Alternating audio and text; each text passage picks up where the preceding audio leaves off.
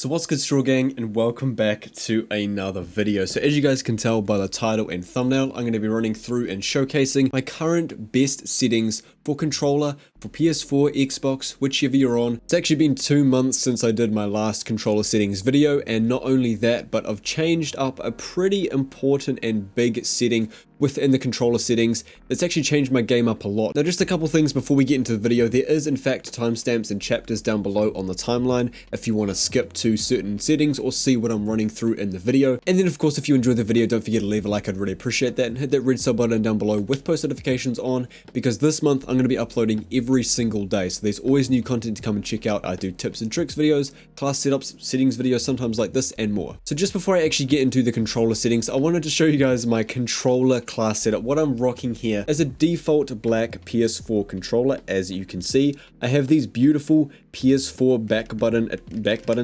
attachment, whatever you want to call it. Next up, I have control freaks on the front, 2 Juggernog. I think they are low or mid-rise, and then also a precision ring on the right stick here. Now, of course, if you want to show the support to the channel, my code will be on screen for control freak. I'd really appreciate that. But now let's actually get onto the settings. All right, so here we are on the controller settings, and I'm going to go from top to bottom. So first of all, we've got the BR button layout. Now I'm going to be using stick and move flipped. So what you actually want to do to pull up the flipped version for any of these layouts is just simply press square.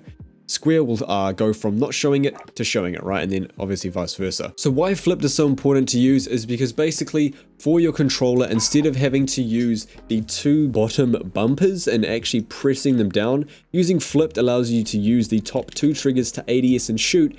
And that pretty much is just a quicker reaction time. Instead of having to press these, wait for my camera to focus, press these down, you just tap them. Press, tap. I use stick and move flipped. This pretty much allows you to use your right analog stick to jump instead of X. So you don't actually have to take your thumb off of the right analog stick to, press X and jump and then back and forth constantly, because that's really annoying. You want to be able to keep your thumb on the analog stick and be able to aim and track your player, or track the enemy, track the player you're killing, whichever, while you're actively jumping as well. And I've used it for probably about 3 or 4 years, ever since I really got into Black Ops 3. That was the setting that I went to after seeing another controller settings video, right? So I hope that can help someone out. Going down a little bit further, the Deadzone is based on the condition of your controller, whether it's new, whether it's kind of a little bit used, or whether it's old. It just depends. Based on the condition, that's how you'll set your Deadzone. Now for the horizontal and vertical, this is kind of personal preference, but I like to keep it on 7. This is considered high. It's kind of like a perfect sweet spot for me. Not too high, not too low. Alright, so I do have to admit that I was in the middle of a game when I was readjusting my ADS sense multiplier. Here I've got 0.87 and 0.86. Recently I've actually been testing out 0.95, so if I go and add 0.95 on both of these, this is what I've actually been testing out, and it is pretty fast compared to 0.85, but that's my absolute sweet spot. But with dynamic, for me personally, it feels yet again like that sweet spot. Standard aim response curve type feels like it has too much stick to it, like it's too sticky when I'm trying to track people. If that's the best way to explain it, I don't know. But anyway, that's the best way I can explain it. For normal aim assist, I'm going to be rocking standard as well. So the next pretty important setting here that I want to go over is the use/reload behavior. Now in Warzone specifically, which is what this video is for, you want to be using the contextual tap. Pretty much this will allow you to pick up any loot, ammo, all that type of stuff with just a single press of a button instead of having to hold it. So the next very important controller setting I want to go over is the slide behavior under movement. Now, when you don't touch this, by default, it'll be on hold. What you want to change it to is tap. This is kind of the same situation with stick and move flipped, how it allows you to use the top 2 for a faster reaction instead of these 2.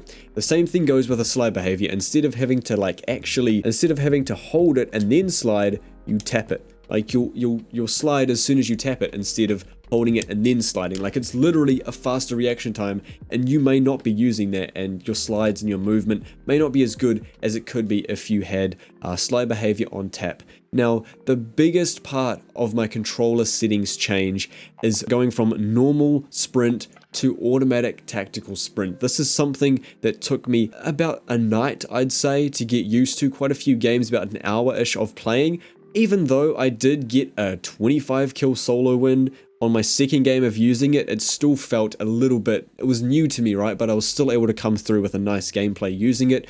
But what this allows you to do, if you aren't aware, is use your left analog stick to sprint instead of clicking it in and then sprinting. And there's like a whole bunch of videos out there, a bunch of movement videos that probably do cover the benefits of having auto tac sprint, and I had never used it for the whole year. I tried it here and there but never felt good for me, and this will help you with movement as well as if you have a broken controller where you can't click in your analog stick. I know I've had that with literally all my controllers that are on the in the drawer there. Their analog sticks can't click in, which means I literally can't sprint forward. And then for audio, I have my mix on boost low. Please, for the love of everything in Warzone, do not use boost or boost high. You will fuck your ears. These are the worst settings I've personally ever used. They hurt my ears so much.